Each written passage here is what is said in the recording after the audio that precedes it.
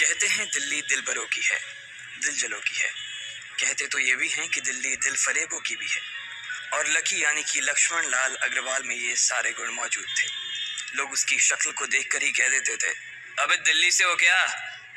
Lucky वैसे दिखने में स्मार्ट और अट्रैक्टिव था, पर जेब से खस्ता हालत होने की वजह से रहता बेहद सिंपल तरीके से था।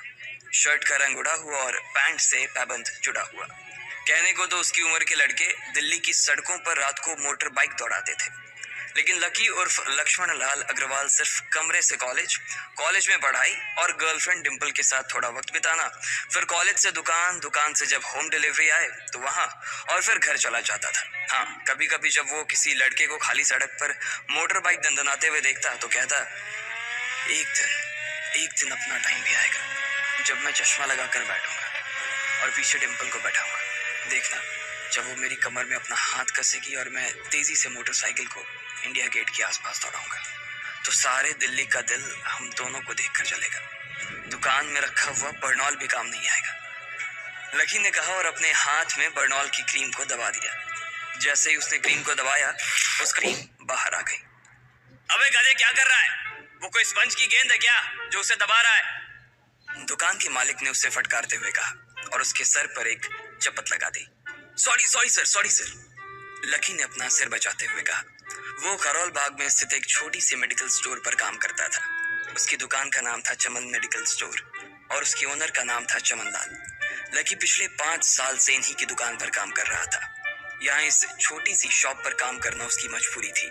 लाइफ में कंगाली की वजह से उसे कॉलेज में पढ़ाई पूरी करने के लिए पार्ट टाइम जॉब करना था। उसने कई अच्छी जगह अच्छी तनख्वाह की नौकरी ढूंढी, पर नहीं मिली और वो इस मेडिकल स्टोर पर ही अटक गया। गधे, अब इसके पैसे क्या तेरा बाप भरेगा? कटेगा।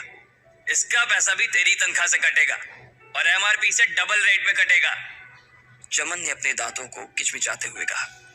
गुस्से की वजह से उसकी नाक फूल गई थी और लकी की सांसें। उसने घबराते हुए ओनर से पूछा, एमआरपी से डबल क्यों सर जी? ताकि अगली बार से ऐसी कोई हरकत करने से पहले तू डबल बार सोचे। चमन ने कहा और उसके हाथ से ट्यूब छीन ली। उसका जी तो चाह रहा था कि वो लकी की खोपड़ी पर एक और बार अपना हाथ साफ कर ले, लेकिन उससे पहले ही दुकान का फोन बजने लगा। फोन की घंटी बजते ही लकी को वहां से निकलने का मौका मिल गया और वो भागते हुए फोन उठाने के लिए चला गया। हेलो जी, करोल बाग के बेस्ट मेडिकल चमन मेडिकल स्टोर से बोल रहा हूँ, बताइए क्या काम था? ये लकी की पेटेंट लाइन थी। चाहे कहीं से भी फोन आए, लेकिन उसे फोन पर बस यही बोलना था।